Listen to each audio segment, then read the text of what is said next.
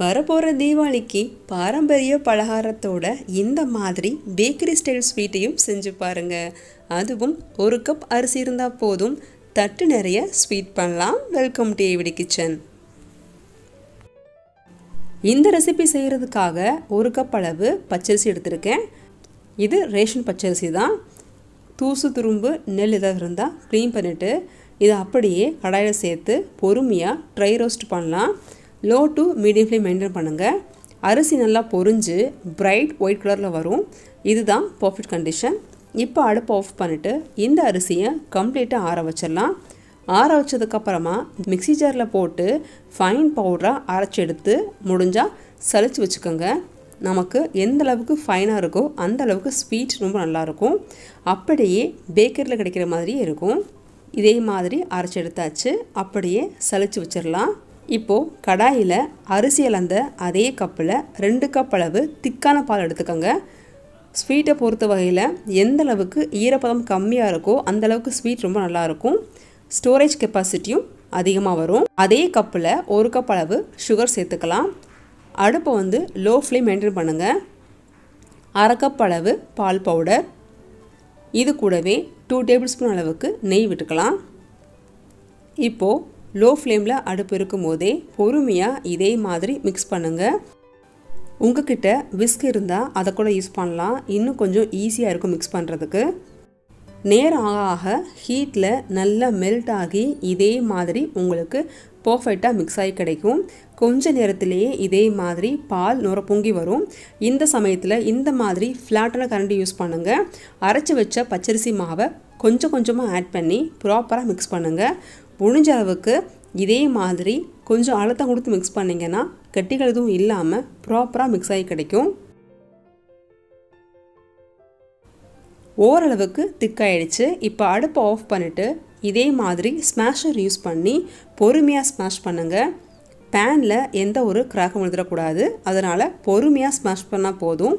நல்ல fine paste ஆகி உங்களுக்கு திக்கான ஸ்வீட் ரெடி ஆயிரும். இப்போ அடுப்பத்தை வச்சுட்டு பொறுமையாக மிக்ஸ் பண்ணுங்கள். இது கூட 3 டேபிள் ஸ்பூன் அளவுக்கு வாசனை இல்லாத ஆயில் சேர்த்துக்கோங்க.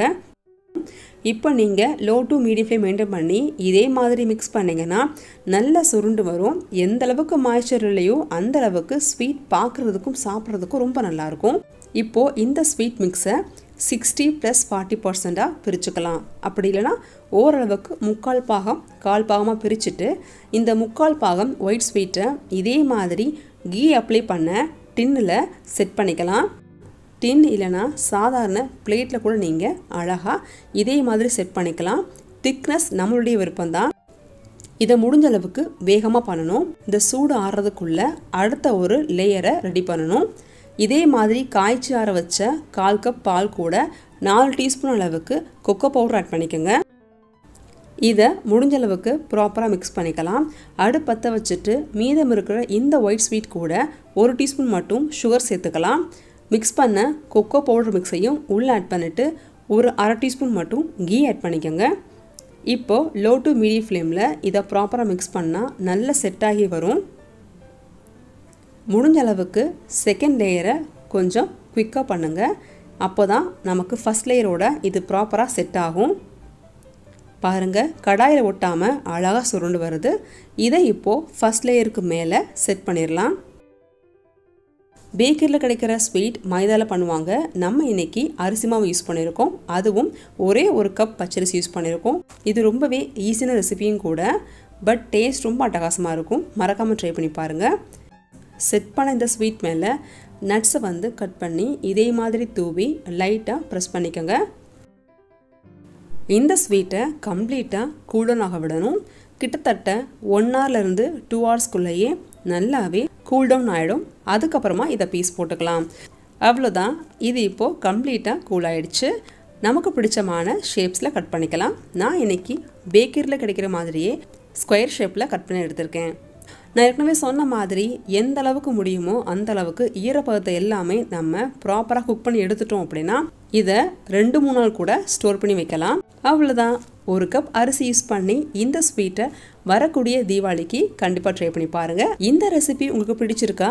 இன்னும் இதே மாதிரி நிறைய தீபாவளி ரெசிபிஸ் உங்களுக்காக காத்துட்ருக்கு. மறக்காமல் சேனலை சப்ஸ்கிரைப் பண்ணி சப்போர்ட் பண்ணுங்கள். இந்த ரெசிபியை உங்கள் ஃப்ரெண்ட்ஸ் கூட ஷேர் பண்ணிக்கோங்க. தேங்க்யூ ஃபார் வாட்சிங்.